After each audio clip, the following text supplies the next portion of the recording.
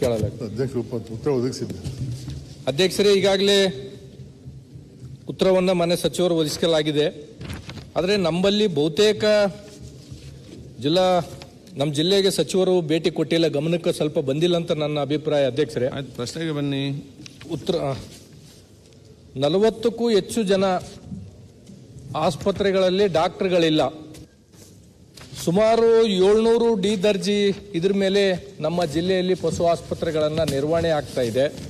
ಅದರಲ್ಲಿ ವಿಶೇಷವಾಗಿ 2024-25 ಸಾಲಿನ ನೂತನ ಪಶು ಚಿಕಿತ್ಸಾಲಯಗಳು ಹಂತ ಹಂತವಾಗಿ ತೆರೆಯುವ ಕಾರ್ಯಕ್ರಮದಲ್ಲಿ ಜಿಲ್ಲೆಯಿಂದ 5 ರಿಂದ 6 ಸಂಸ್ಥೆಗಳು ನಾವು ಇಲ್ಲಿವರೆಗೆ ಕಳಿಸಿಕೊಟ್ಟಿದ್ದೀವಿ ಸಚಿವರು, ಅದೂ ತಾವು ಕೊಟ್ಟಿಲ್ಲ. ಸರ್ಕಾರಿ ಗೋಶಾಲೆಗಳ ಪಶು ವೈದ್ಯಾಧಿಕಾರಿಗಳ ಸಿಬ್ಬಂದಿಗಳು, ಈ ಸರ್ಕಾರಿ ಗೋಶಾಲೆಗಳಿಗೆ ನೀವು ಡಾಕ್ಟರ್ಗಳನ್ನು ನೇಮಕ ಮಾಡಬೇಕು. ಕೇವಲ ಗೋಶಾಲೆಗಳನ್ನು ತೆಗೆದ್ರೆ ನಾವು ನಮ್ಮ ಕ್ಷೇತ್ರದಲ್ಲಿ 3 ವರ್ಷದಿಂದ ತೆಗೆದಿರ್ತಕ್ಕಂಥದ್ದು ಉದ್ಘಾಟನೆ ಮಾಡಿ ಹಂಗೆ ಬಿಟ್ಟಿದ್ದೀವಿ. ನಮ್ಮಲ್ಲಿ ಸ್ಟಾಫ್ ಕೊರತೆ ಇದೆ. ನಮ್ಮ ಭಾಗಕ್ಕೆ ಸರ್ಕಾರಿ ಮನುಷ್ಯರ ಆಸ್ಪತ್ರೆಗೆ ದವಾಖಾನೆಗೆ ಡಾಕ್ಟರ್ ಅಂತೂ ಕೊಟ್ಟಿಲ್ಲ. ಅಟ್ಲೀಸ್ಟ್ ಜಾನುವಾರುಗಳಿಗಾದ್ರೂ ಡಾಕ್ಟರ್ ಕೊಡ್ರಿ ಅಂತ ತಿಳ್ಕೊಂಡು ಮಂತ್ರಿಗಳಲ್ಲಿ ಮನವಿ ಮಾಡ್ತೀನಿ. ಓಕೆ.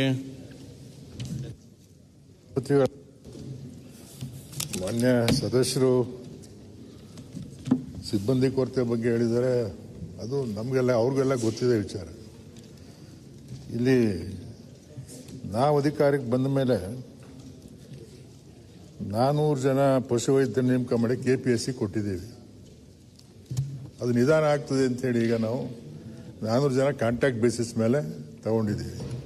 ಅದರಲ್ಲಿ ಈಗ 360 ಜನ ಈಗ ರಿಪೋರ್ಟ್ ಮಾಡ್ಕೊಂಡಿದ್ದಾರೆ. ಇನ್ನು 40 ಜನ ರಿಪೋರ್ಟ್ ಮಾಡ್ಕೊಂಡಿಲ್ಲ. ಹಾಗೆ 250 ಜನ ಇನ್ಸ್ಪೆಕ್ಟರ್ಗಳು ನೇಮಕ ಮಾಡಿದ್ದೀವಿ.